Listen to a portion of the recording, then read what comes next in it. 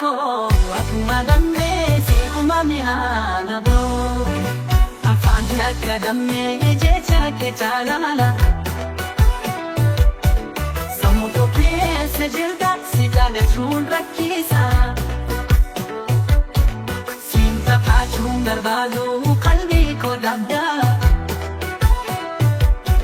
si arguun boqonnaa si dhabuun gaddaa.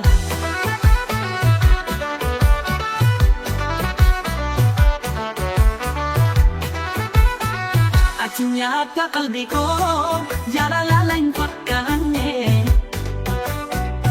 sin jaalala jechuun baay'ee salphaa miti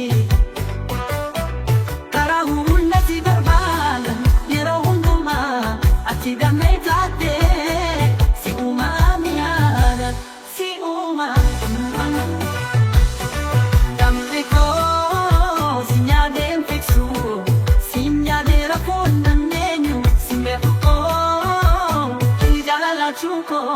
akkuma dammee si uumame haala boo siin jaaladhee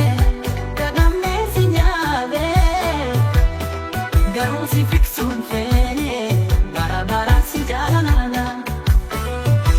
ati kennaa waaqayyoo si jiraata dammee koo si waliin jiraachuu feena.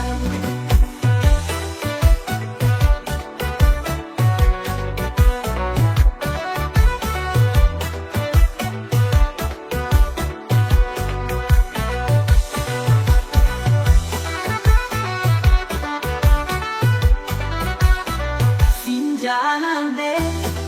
akka dammee si nyaadhee garuu si fiksuun feene bara bara si jaalala ati kennaa waaqayyoo sin jiraata dammee koo si waliin jiraachuu feena.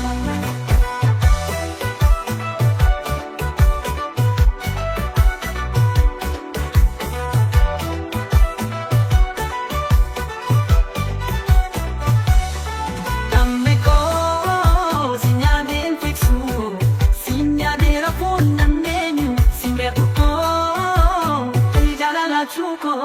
akkuma dammee